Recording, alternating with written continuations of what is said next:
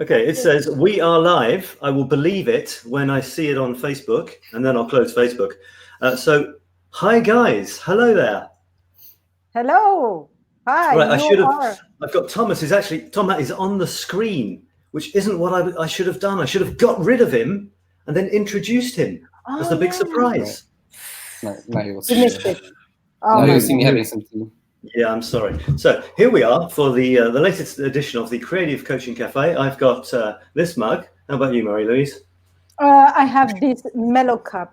What does it say? Mellow. Oh, how nice. And Toma has a product placement for us tonight. I'm trying to hide it. No, come on, show us. Come on. No, obviously I want to get paid for it. That's the usual thing. If you promote somebody, make sure you don't give it away for free. Okay, so it's the yellow mug for chocolate flavored stuff, and it begins with N. There you go. Yeah, but that's right. It's not allowed here, this chocolate stuff. So here we go. This latest edition of the Creative Coaching Cafe is all about creating community. And it's a specific type of community we're going to talk about this evening, because we've got a special guest who is in charge of Facebook group communities. He's going to tell me if I say something which isn't totally accurate. But when we're talking about communities, what I had in mind is communities that you create, probably using Facebook groups, around a service that you're offering for money. And I've got a lot of questions, and these are questions like, is it worth creating a community around your offering? Are there any dangers to doing so? How can you make a community amazing? And I'm interested because I'm planning on creating Facebook groups around my offering. Marie-Louise, how about you? Have you got a Facebook group or anything? I do, but it's really at the very beginning. So this interview is really, really, very much interesting me. So I'm eager to know a little more. Yeah. So Toma, introduce yourself a little bit. I mean, we can tell them that. Well, yeah, introduce yourself, and we'll take it from there. Okay. Yeah, sure. So I mean, I basically have been running. I've been part of like 𝗏𝗏 for the last 2 years, so I think that's probably what most people know me from. Before that, I used to study communication science. But in the last 2 years, I did most of marketing. And since last July, since the past year also, I've been doing mainly the EverCoach communities for the coaching community, coaching arc of 𝗏𝗏 basically. And we've been running like all kinds of quests. So you see the communities are a little bit different because they are based around education, right? So it's more about learning communities.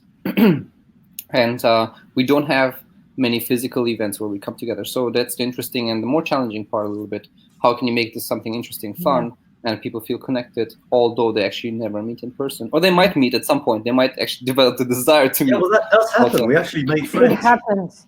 I would like to just, for people who don't know about 𝗏𝗏 and EverCoach, it's possible, I guess, although they do seem to be slowly taking over the world.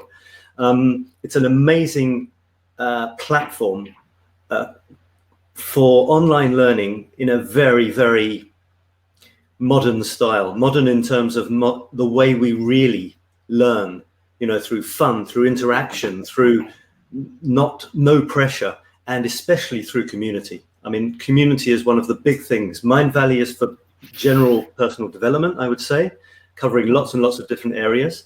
And EverCoach is more for coaching. But again, it's coaching with a very sort of human side to it. So I do recommend that you check out 𝗏𝗏 and EverCoach if you don't know them already. I'm a kind of an EverCoach and 𝗏𝗏 junkie. They've got terrible marketing. I mean, terribly effective. Oh my God. Terribly not effective. Terribly effective. That's why it's terrible. Every time they bring out a new product, I get it. It's beautifully promoted, and I buy the damn thing normally. But so much of it is around, I mean, there's the online element to it, the courses that you do, but so much of it is about the online community in Facebook. I mean, in the Facebook groups. Just how important is that, Toma, to the whole approach? Yeah, pretty important. I mean, if you think about it, before actually we didn't have that. I mean, we had some sort of part of community, but we had our own community platform before And the only thing we started using Facebook actually now is because it's developing much quicker. It has a lot of more functions. People are just used to be on it. So I don't like to see it as Facebook communities, because Facebook is just a tool. It could be anywhere else. It could be forums. You see a lot of tech forums. But the community is an essential part, simply because you know, it helps people with the transformation. You can still learn, right? You can still like do a program normally, and you can still go through it and be like, okay, great, I learned a lot of things.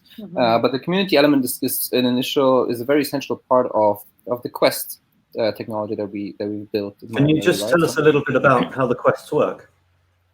Yeah, so Quest basically stands in Mindvalley for a guided journey, right? Basically a step-by-step, bite-sized micro-learning technique, where you learn 5 to 10 minutes every day, or a couple of minutes every week, but usually 5 to 10 minutes every day, with an actionable step in it, and a community where you can share whatever's coming up along the way. And the idea here is simply because you have all those culminating steps. It's a bit like investing, right? It kind of compounds over time. And so that really helps deepen the knowledge and make it actionable, because often we learn stuff and we just forget later on, right? So that's the main asset that the quests have in general. And the communities are an essential part of it, because we notice that when people share, it goes a lot further. Like, you actually get a lot more from taking action and putting yourself out there, especially as a coach, because you have to do that at some point anyway, right? You have to talk to people at some point. You have to say, hey, I'm doing this. And so when you start doing that in communities, that's what I found when I encourage people to simply go live on Facebook and do stuff that's a bit out of your comfort zone. It's the first step to actually make that step as a coach and be like, hey, and put yourself out there in the spotlight, right? And actually, and do that. Go away.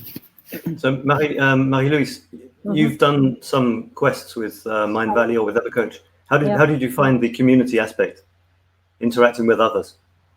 Well, we are among like-minded people, so it's very comforting first, and you feel at home, all the time that you are, discussing, sharing, explaining something, or putting yourself out there. It's always very welcoming, So it's very comfortable, and you progress because you are in a nest. So it makes it made me actually progress faster. And you exchange with other people that have the same interests, so it pulls you, in the right direction, the direction you want to take for your life. So, and you make great relationships. Yeah, you do. Well, I mean, we met through we met an so many coach people. or a Mindvalley. There's so many of them I've forgotten now. But we certainly met through one of the groups, and I know that there's many people are having meetings all over the world. It's amazing. I just want to say hello to some people in the chat there. We've got 𝗏𝗏𝗏. Hi all, she says. Hi 𝗏𝗏𝗏. We've got Marie-Louise. Oh no, that's you. We've got I'm here. I'm everywhere. I knew I recognized your photograph from somewhere. We've got Ian. Hi, Ian. I remember Ian from another EverCoach quest. We've got Charmaine. Hello, Charmaine. And who says she wants to go with, let me see if I can check something here. Yes. Hey, how about that? She says, I want to with mine too. Okay, I want to what with my what? She wants to have maybe a tribe. Maybe she wants a Facebook group to create a tribe for her business. Yeah, you can tell us exactly what that's about, Charmaine, if you like. Yeah. Okay, so let's have another more direct question for Toma. Toma, what would you say are some of the things that make a group, a community, wherever you create it, really great? Yeah, There are some key elements. Which corresponds to the question to Charmaine. Charmaine is asking a question here. How do I get them engaged? Because she has a group. How do I get them engaged? Because in my experience, I've heard it from other people. Engagement in groups generally is very poor. Yeah. So there's the question. Can you see the question there, Toma? Yeah. So yeah, very good question actually. Yeah. Thank you, Charmaine. So one thing. Communities have cycles. So there's 4 stages in a community, and just realizing that is very helpful, because you will notice that it enters certain stages, and the beginning stage is very different than the next stage. So let's say the beginning stage is where people, they get in and they start to get to know each other. It's like a bit like touching the ground. And that beginning stage, your main priority as a community facilitator or coach, if you're running tribes, is and has to be to build meaningful connections with the very first people who actually who actually post in the group, right? So what you want to have ideally is some very, very small action steps, something that's like very easy for them to say hello, to give a bit more self-disclosure, right? So that's the main thing that you want in the beginning. Help people open up and help to show them that it's a safe space where they can actually share, right? So because every time we go out in the world, we have security measures, right? We're like, okay, we're not going to share with everybody everything, which is why as coaches, especially, and then when it comes to trauma and everything, we really want to make sure that people know that it's a very safe space where people can share anything, they won't be judged for it, and they can actually connect with people who will support them, who will give them valuable feedback. And that shared space is not just like that built, right? You need some steps to get there, and those steps are mainly the first step is actually asking people, like, first of all, show up yourself, right? So model the vulnerability. So you can very much set the tone in the beginning, saying, hey guys, this is really safe space. We're happy to share here everything, and it's about this and this and this, right? So you basically set the tone of the community. Even if you share something from your life, it automatically sets the tone that people can also do that as well.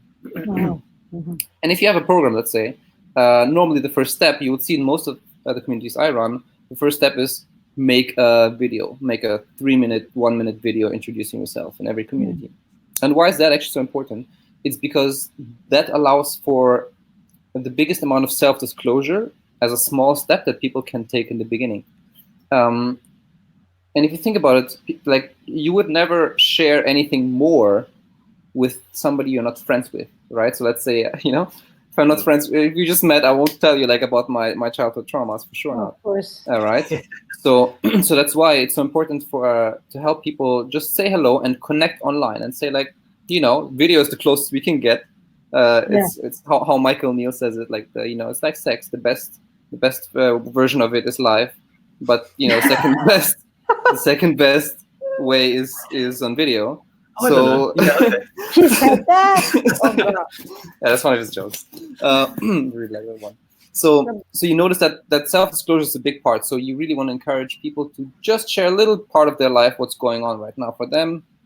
And what you then do as a community facilitator, you actually invest a lot of time there to connect with those people, right? So to actually like whatever they do, you comment, you give a very meaningful comment, right? You actually watch their videos and you tell them, like, hey, this is really cool. This specifically was very interesting. So they know you're actually building meaningful connections with the very first people who post. Right. And you will notice that it depends on the size of the group. If it's just like, if it's a very small group, then it's pretty difficult actually to get that done. I don't know, like, maybe like, depends. But if it's like around 100 people, it can get tricky. 30 people and less can get actually really easy if you have a very personal touch with them. So can I just show you another question? It's not a question, it's a comment from Ingrid, just to say hi to Ingrid. She's saying, so just what you just said, investing time and be truly involved. Maybe people think that you can just set up a group and, hey, I've got a group, aren't I cool? But you have to, you have to not own it, but you have to fill it with almost love, don't you? Every person that joins, you welcome them, you care for them. Caring. Yeah. I mean, so you gotta have the idea, or basically, you gotta really believe that people, for number one, can have the transformation with you. There's secondly, just amazing people in general. That really helps in the process, right? So to share that love, like a Serve Love T-shirt, right? So, so I do generally I generally believe that everybody has the potential to get it there, and it's your your job to draw out what's really good in them, like draw out their strengths, what we do as coaches as well. As a coach, and when, same. Yeah. And when it comes to time, actually, it's not that time intensive as it seems. Like honestly, like, you know, full disclosure from my side, when it comes to like, let's say running like a community of like 300 plus people, the time actually I do have to, like, that comes down in the beginning is pretty high. It's maybe like, you know, intense. 1 hour a day or so. That's for me high. That's for me high. Yeah, no kidding. No, not more than that, because if you watch every video, all the, you know, comments, and you answer back with a meaningful you know, thought, it takes more than that. Seriously, it doesn't. Actually, it doesn't. I mean, it doesn't for me, at least, because I'm not overthinking what I do. So I'm not sure if that's it, right? Because literally, I see something, I immediately comment. Like, I don't even think twice. You know, I don't overthink. I don't repost it. So it really depends how perfect you want to do it. For me, it's much less important to be perfect in that process. And I have a lot of other things on the board, so I know I can't actually simply invest more time, but I'm still there.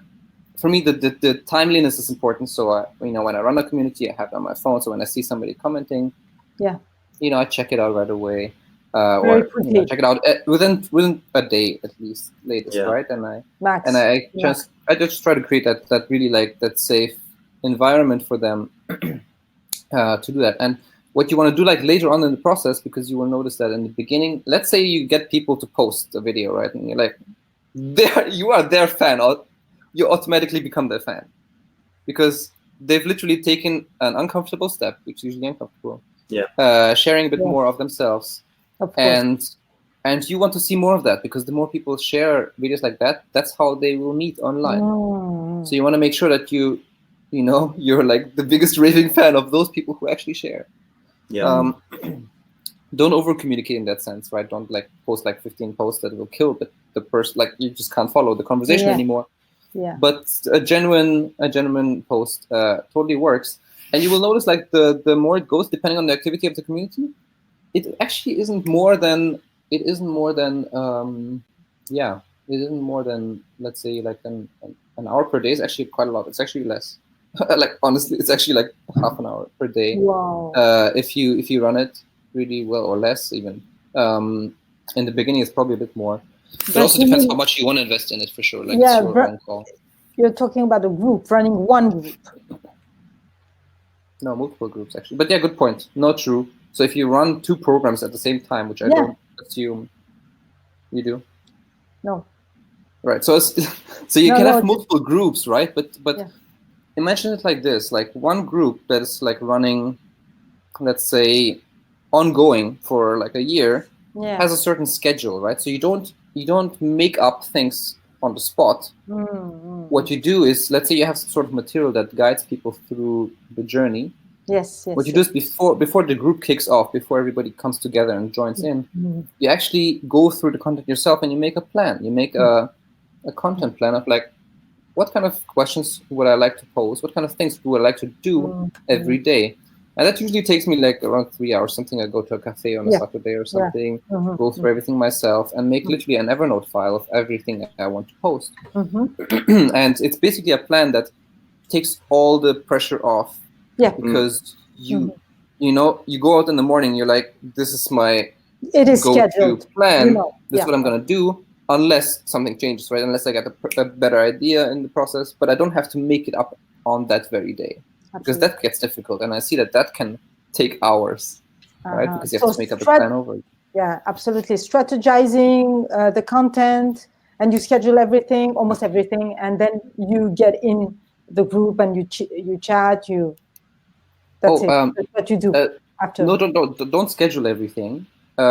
Just have a plan of it and how you will get it ready. So, For example, I still create my content on a day-to-day basis. Ah, okay. But I have an exact plan of what it's going to look like. The theme. Yeah, exactly. The theme, what kind of image, what kind of text, what's going to be the action step I'm going to ask people to do.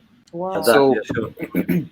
Okay, so it's very clear. It's very clear. Yeah. On that let me just. Okay, I did want to check that I'd understood, because you said there were 4 steps to a group, which is very interesting. But I do want to just acknowledge the people who are commenting. We've got 𝗠𝗿𝗂𝗏. Maybe 𝗠𝗿𝗏, when you said engagement in groups generally is very poor, I've kind of had that impression as well, except in Mindvalley and EverCoach groups. So basically this sort of intense looking after people, making them feel amazing, and then continually, I guess, praising them, but also then starting to give them hints is a great tip, I think. Let me just carry on quickly.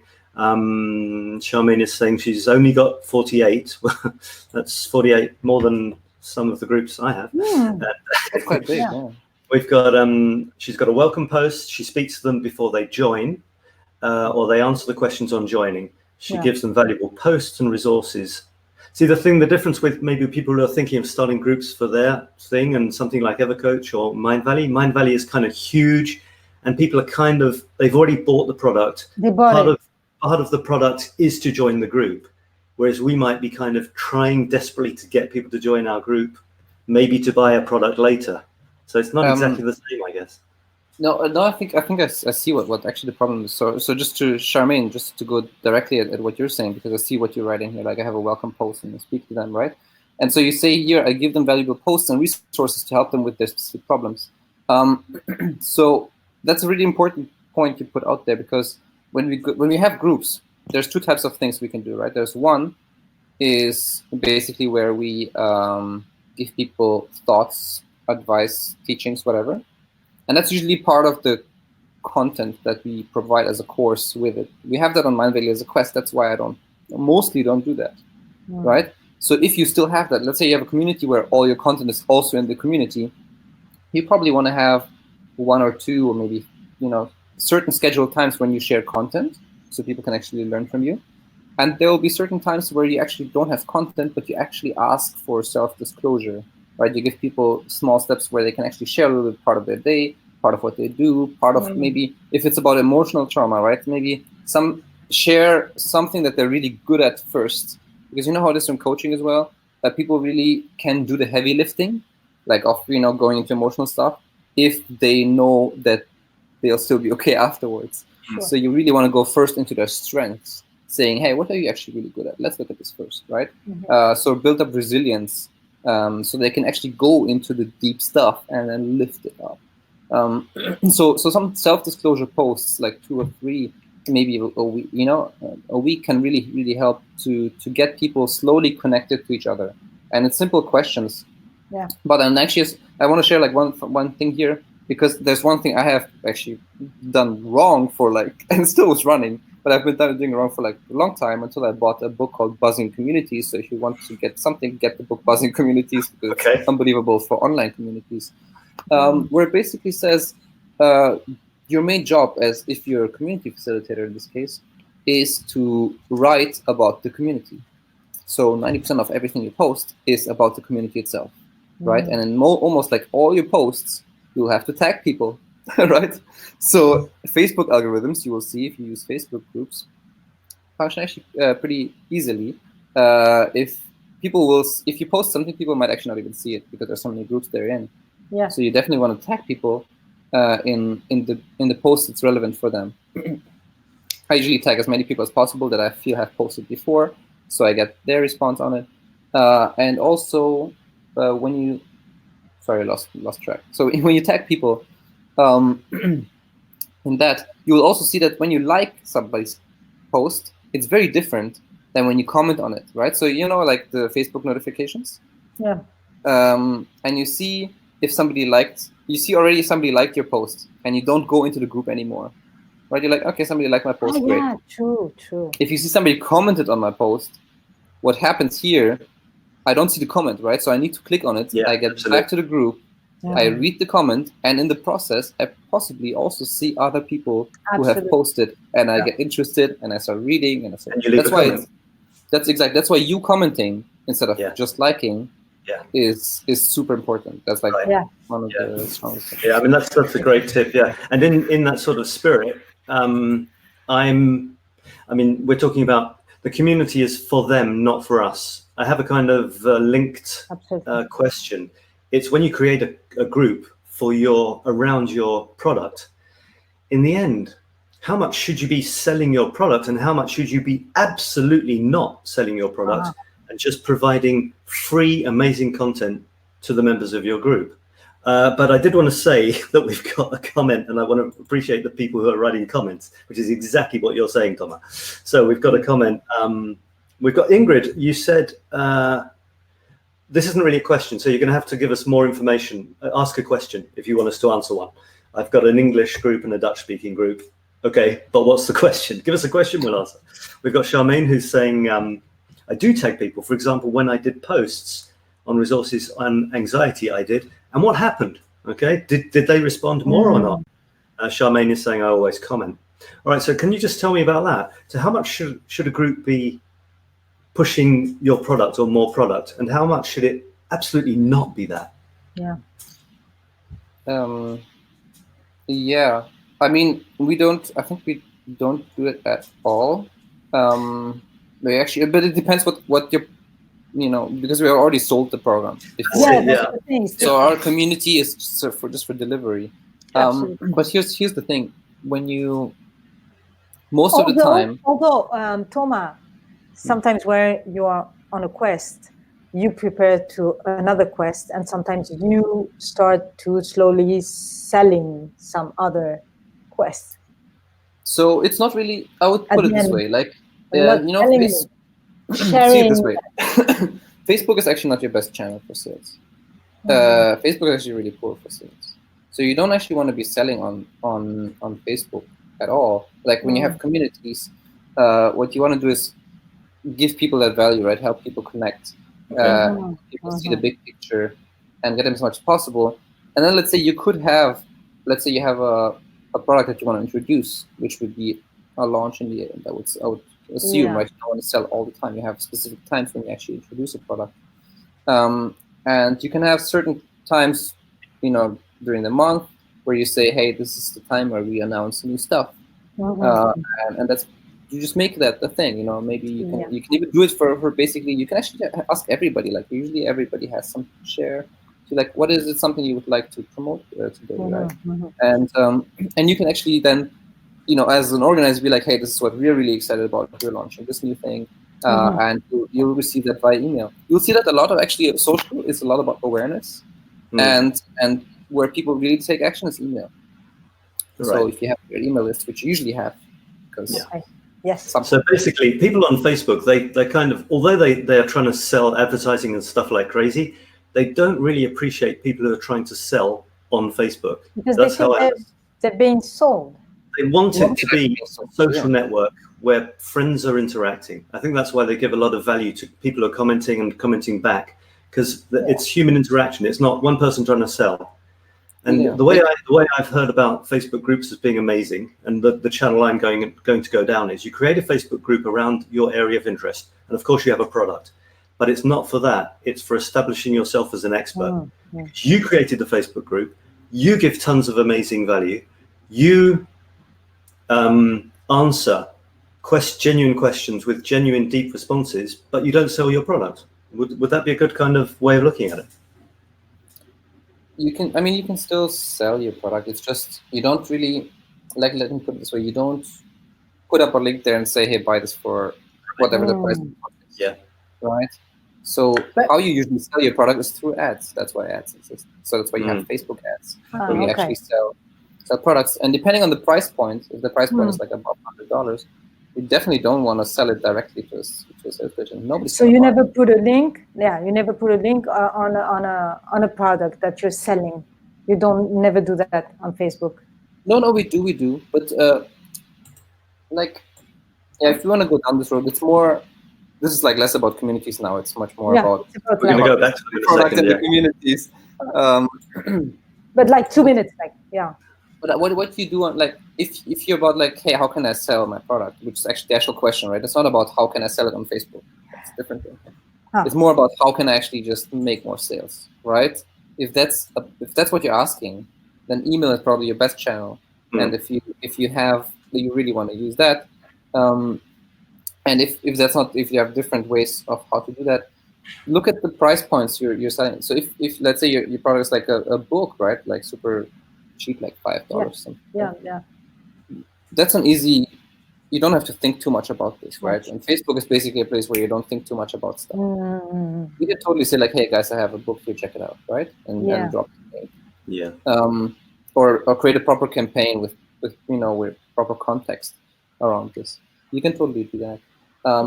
If you have like a coaching package, let's say you want to sell, it's like $100 plus or whatever. Nobody makes that decision on a Facebook post. Like, just doesn't happen. So usually that happens through conversation. So what you invite people to is more deeper conversations. If you have a one-on-one conversation, that's what you invite people to. Yes. Right. Something free. Because that's the price point there you go at, right? You also see it. So that's mainly like, you don't want to sell in your communities, because that will kill the community. Makes it a no safe space. Yeah. Okay. So you don't actually, I'm thinking about, some people, they build communities to sell their products after all. I mean, it's their goal. I see. I would see, that happens for sure. I see that happening as well. But like, look at it this way. Your product is supposed to deliver a certain transformation, right? So it should do something for the client. Absolutely. So try to get your client that kind of transformation, whether it's with your product or not. And you know that your product is probably delivering the best way, right? So you want to give them the chance to sign up for it, of course. But you still want to give them the space where they can exist without signing up for it. And you'll also see that communities, let's say you have like 50 people in the community, not everybody's going to be active, and that's totally fine. Actually, like I think active, like around 10% of people are active in communities, or even less. Wow. So I'm not gonna. You don't need to take responsibility for people, for people's style of learning. Everybody learns differently. Absolutely. So, but you take responsibility.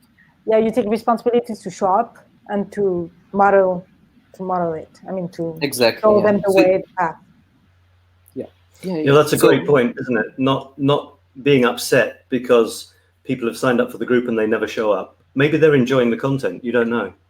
Absolutely. And if you force them to contribute, they might not appreciate it and they might go cold. Some people are more introverted and. Yeah. You can always like ask people to contribute, right? Let's say you have new members, you like put a new member introductory post, like, hey guys, welcome to the tribe, introduce yourselves if you like it.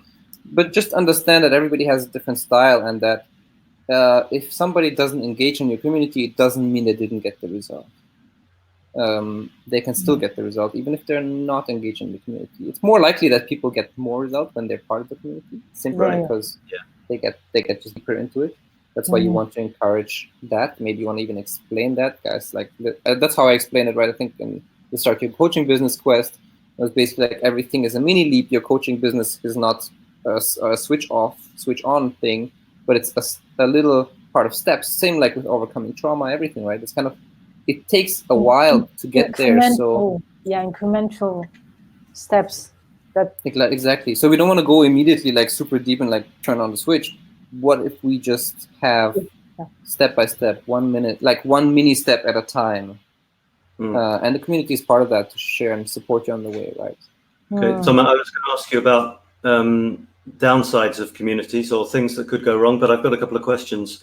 We've got, let me take 𝗏𝗏𝗏. She says, what are a few ways to have people join a community? That's an interesting one, isn't it? How do you? I know that 𝗏𝗏𝗏, who was our guest a couple of weeks ago. Yeah. She is creating she's creating a 5-day quest, a 5-day challenge, and at the end of this, people go through it. It's free. It's all based around the Facebook group, and the idea is you're seen as the person who created the challenge. You're the expert in the group. You encourage them. They get to know you, and at the end, they've had 5 great days, and they've had 5 mini wins. Yeah. And then, while they're still warm, you gently say, by the way, the next logical step is this, and it's your paid product. But I know that she and I will be doing the same thing. Isn't quite sure how to get people to join your group at first. Do you have any hints on that? Can you tell me a bit more about like what's the what's the 5-day quest about? So well, how do you track? Well, I know her 5-day quest. For example, she calls herself a cravings coach. So of course she's in the larger sort of nutrition health space, but she chose a niche. Okay, going with cravings as a way to sort of attract people who that's their thing. You know, they always crave ice cream, for example, and she created a quest on people who crave salty food, which would then lead into her offer of more comprehensive coaching on health. Okay. And you know, she wanted to know how could she attract more people to that. So even if so that's pretty much, that's actually a marketing question, right? And so it's not a community delivery question. It's more of like marketing. How do I attract more people into my thing? And if you think about it, actually, the community does the same thing as a product. It delivers some sort of value to your clients that come into your community, right? So the question here becomes, what value do they get inside the community, right? So let's say in this case, the value is getting rid of those cravings. If people are not joining your community, there's multiple reasons why that could be happening. Number one could be you just haven't actually reached the people who have salty cravings, right? So maybe that's just not the big pain point. Maybe people don't wake up and say, I have salty cravings, my life is screwed. My life is screwed. I need to join. I need to do something about this now. So maybe the pain point is not big enough. Well, they haven't found the quest. They literally haven't seen her.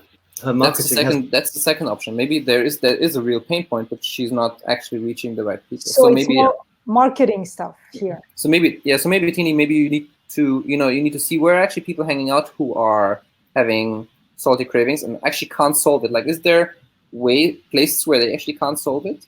And you can read up on this. It can be there's communities probably on that already who focus on nutrition, and you can search, you can do your research and see what problems really people have, and see if you're solving that problem actually with your community.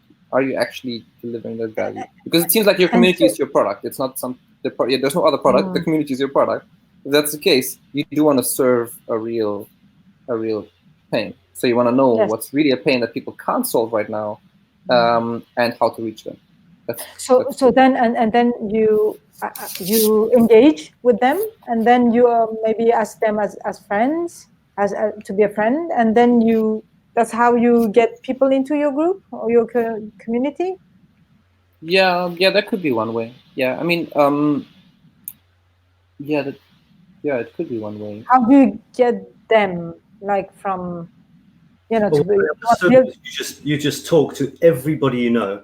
You can even not have a Facebook group, but as part of the quest, they do it through a Facebook group, and that's how you get members into your Facebook group. So you literally have to talk to everybody you know, go to real life events with real human beings, and build it slowly. And maybe don't expect it to be amazing overnight.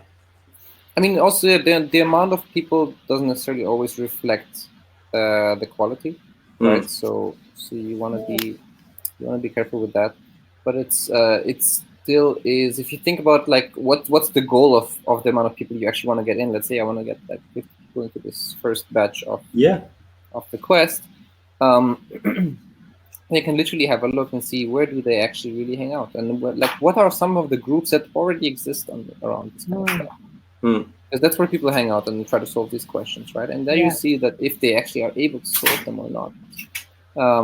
And you can engage in those groups, obviously, like not necessarily posting your own group, but if you're friends with people, I don't know, I haven't actually done marketing like this, like community marketing through Facebook, just like that, because our means of community was mainly as a delivery mechanism and less as a sales mechanism.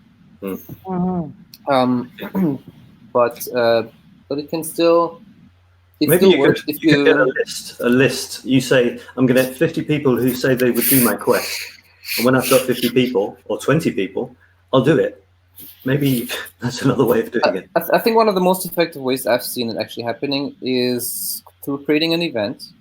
Yeah, Some sort of, because it's a launch in the end. Think of an event, something that people really want to know. Give them a small, really good takeaway on, let's say, salty cravings, right? If that's really a problem they want to solve, you're like, okay, here's, just a small, live session or something on salty cravings, and basically everybody who watches your live, you invite into the community, right? If you see nobody's watching your live, you probably don't have friends with salty cravings. Yeah. Yes. I know she tried to do something a bit original. Instead of sweet cravings, she tried to do something a bit original, but she tried, and she's got information from that. So you don't go, oh my God, nobody's liking me, nobody wants me, blah blah blah, because you don't have people on your live. Yeah, right? No, it's just more. It's just data you're getting. Like every launch is just data. So I would never take it personal if I launch bombs. If I launch bombs, I know that the people in my environment and everybody I can reach actually don't resonate with that message or don't have that pain point necessarily. So I can try something new. Like for me, when I started as a coach, it was like I literally didn't know where I'm going into. I was like, life coaching, I guess. It's basically everything. And I tried a couple of things, and I tried, vision and all these things. Nobody gave a shit about vision. Sorry about wording. Nobody gave a crap, honestly. And I even had a meetup of like vision. Okay, right. I even had a meetup of like 2,000 people in this meetup, and people just wouldn't show up. I'm like, why are they not showing up? 2,000 people I'm inviting them to events. They don't show up. Why not? And I noticed that I just haven't invited them to the right stuff. So once I started inviting them on relationships, things actually got interesting, because you're like, people are on meetup because of relationships to a big extent. We're going to talk. We'll just give you a little. So you never take it personal, of course. First thing. Yeah, it's one more point of data. If you want to do it, you must take action. As soon as you do action, take action. You get data, but you also get people who are interested because they've seen you. You get the ones who aren't interested, and you get the ones who are.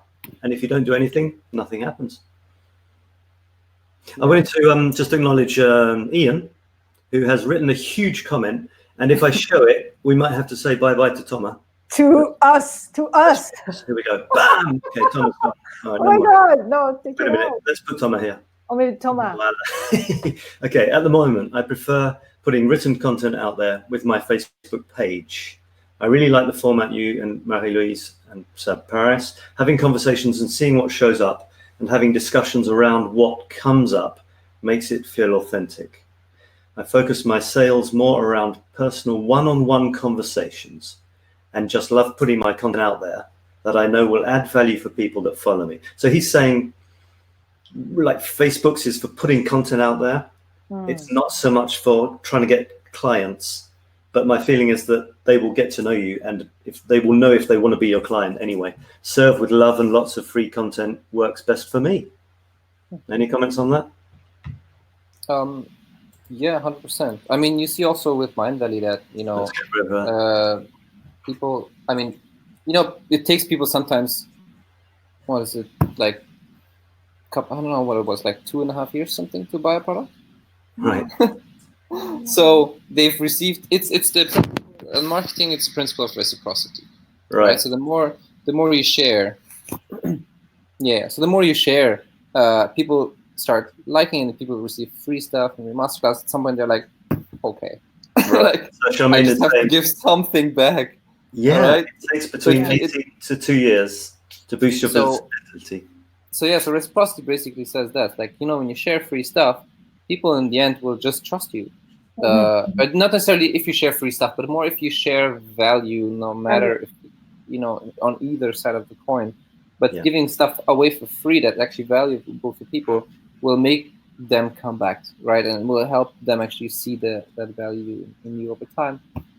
And so it's important to have still something which is paid down the line. You need a product, otherwise you don't have a business, obviously, right? So without a product, kind of no business. So make sure your product is great, so people can always dive really deep with you if they wanted to. If they want to. Then everything you create for free is something that leads, that paves the way to that product. So people can still join if they want to go deeper, but they still get value if they don't join. So this format of build the product first to make sure it's really good, and then create free content around the product that makes people experience it on a small scale. It can be really helpful. Okay, we're getting to the end here. But I'd like to understand what Toma is doing besides your work at Mindvalley. Can I ask one question to wrap up the communities? Oh, you want another one? Just one question, yeah. Go ahead, okay. I just wanted to ask about community rules. Would you recommend having rules? I mean, normally a community has rules like be nice to people, comment positively, don't use bad words. Is that enough, or would you suggest creating special rules for your group? Yeah, at every country we have something called guiding principles. I don't like to call it rules because it feels like, it feels like restrictive from situation. Yeah, don't do this, don't do that. Yeah, so I rather call it guiding principles. Okay. And it's more of a we do this here and we don't do that here. Okay. And we do say stuff like, hey, no sales, no soliciting people, no coaching without permission, right? So this kind of stuff, as a moderator, you gotta ban it, right? So if somebody just crosses the line, just to remove the post, you tell them about it, so they stop doing it. They understand. If they do it again, remove it, right? So just remove the person, because it's not helping, and it's really like honoring these guidelines makes sure that it's actually a safe space. The safe space is like the most important part of the community. So ensuring that guiding principles are really helpful to do that. They are sometimes very specific. What I sometimes find is that people post these memes that they're supposed to be positive and everything, but they're just like a pretty image with some quotation, and it seems a bit like sort of spam. What do you think of those? People are trying to be good and positive, but it's not original. So it could be. So some people simply want to share positive energy in a way, and that can work.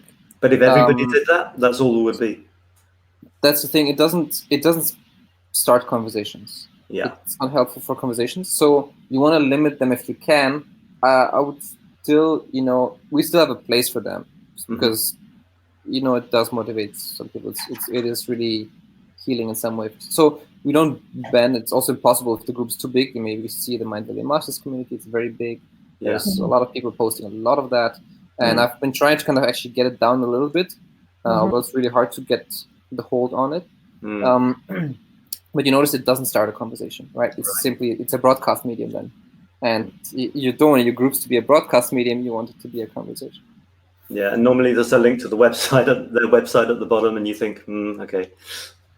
All right. I mean, it's okay. Sales is fine. Like, I'm okay with sales, but if normally that's not the purpose of the group. Yeah. So there's a time and place for everything. So make sure you don't overdo it. Okay. So Marie-Louise, you had another question just to finish up with. Yeah, I wanted to know what you're up to, Toma. Besides Mindvalley and all the work you're doing for them, your work. Yeah, a lot of cool things. Yeah. Well, you mentioned relationship coaching. Yeah. Yeah. I mean, I've been coaching for about 4 years, or a bit more, but mainly for free, simply because my main intent was at the beginning make the product right. So my product is one-on-one coaching or group coaching, and I wanted to make sure that the product gets people results for sure. So I got to that point where I coach people for free, and with permission, right? It was literally like, hey, we're doing this. It's literally a coaching conversation, right? We have like 3 sessions, and we see where it leads us.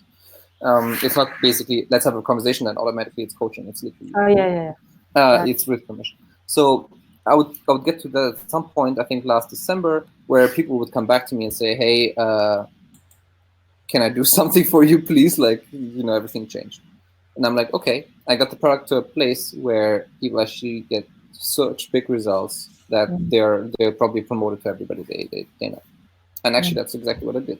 So that's where I noticed my product is good. My coaching is good. And I was like, okay, cool. Now it's more about what kind of business can I build around this product so it works. So I started going into relationship coaching because I noticed that I have a lot of experience in that, although I'm just 28. But it still worked quite well, because I've noticed throughout the last years I went a lot into relationships, and I've learned a lot about that. I had 2 relationships so far, currently in 1, which is very amazing. And I've noticed that people sabotage themselves in many ways.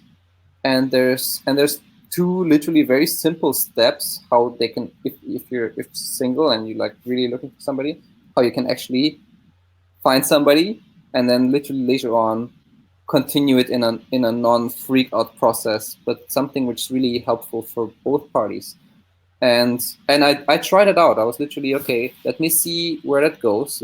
Because every time you launch a new product, it's testing, right? You don't know if it's going to bomb or if it's going to work. First, but you test it first. Oh my God, this is I going to be tested first with my life.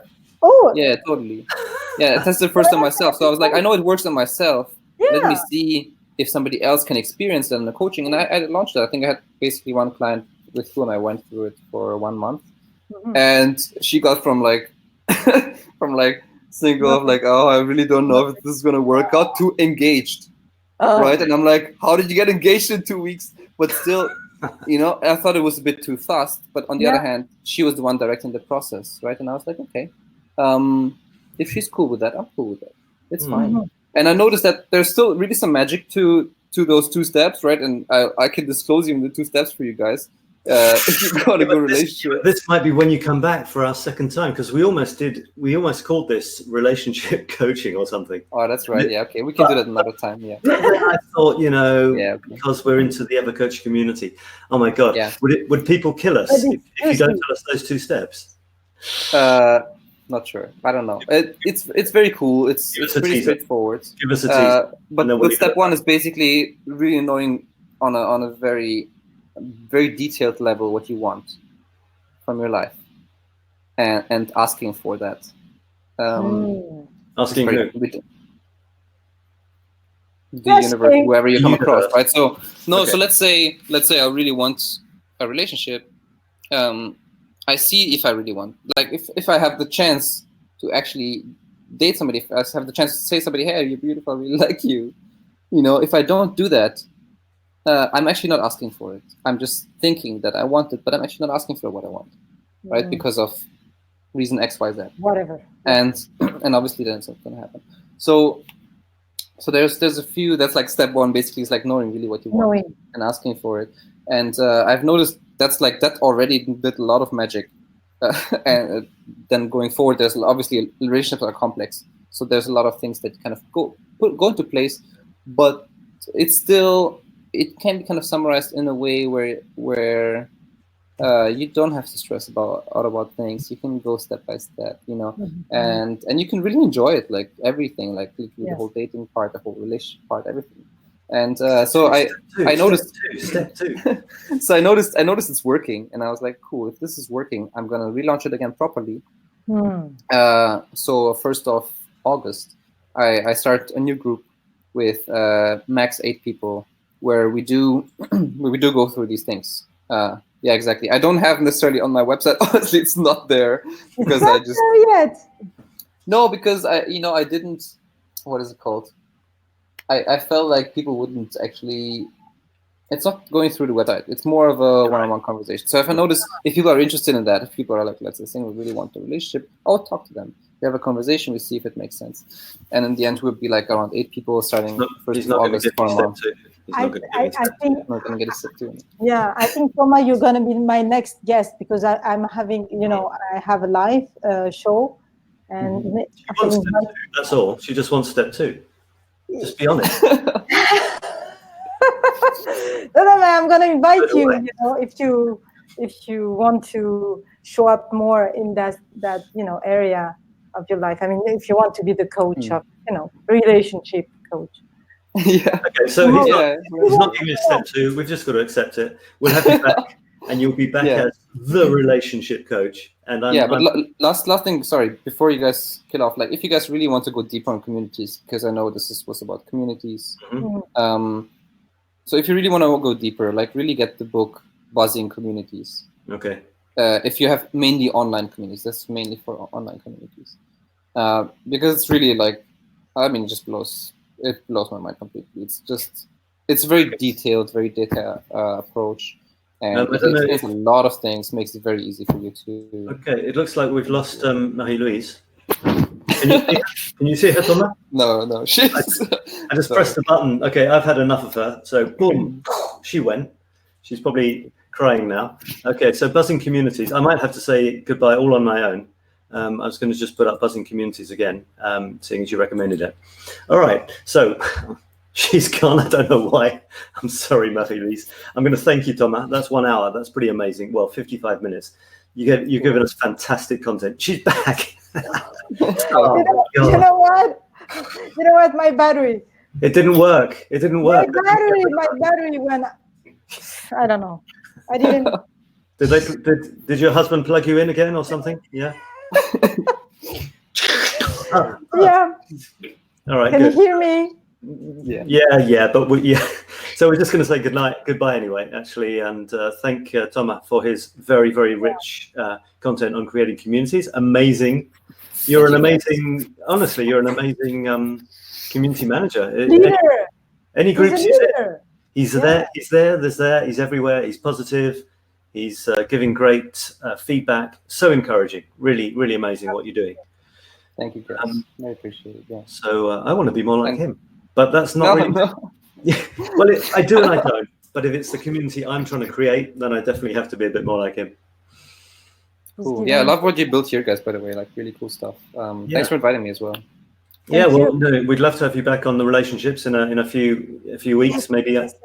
I'm eager to know more about relationships because she wants step 2. Yeah, okay. Maybe I'm gonna, All right, so basically, anyone who is watching this, thanks for watching, everybody. We had a load of people watching. We've got some comments. We had lots of comments. People are saying thank you, big love, cheers, guys.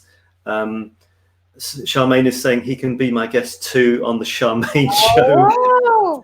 You know, my God, things are exploding, and this is basically. And Team Kuta is saying thank you for your expertise and advice. Thank you, Sab and Marie-Louise, my favorite show. You know, this is great. You know, we started something, and in 4 weeks, we're getting more and more people interested. And I'm not looking for anything amazing for a year. You know, I'm ready to do this for a year. And I think it's the same with coaching. It's basically turning up, doing stuff on a regular basis. And having fun. Having fun, giving without expecting stuff back. And fortunately, you get stuff back. That's what you were saying, Toma. And I was talking to another coach today. It's exactly that. She's giving, trying out stuff. And stuff happens. And if you don't do anything, you should sit on your couch. Well, I guess you'll appreciate your couch, but nothing much else. Yeah, I noticed as well, though, in the beginning, it's very easy if you actually team up the way you guys did it, simply because you combine 2 audiences and you actually can, So with teaming up, let's say you run a community.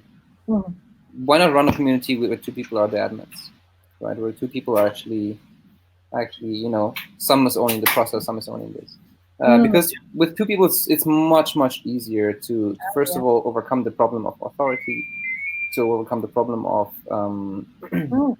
time investment, of, motivation. There's so many things. So especially when you start out. Absolutely. Yeah. You guys modeled it perfectly. And who would want to listen to who would want to listen to Marie-Louise who would want to listen to me all the time? Yeah. Let's I don't know how I don't know how I'm doing that.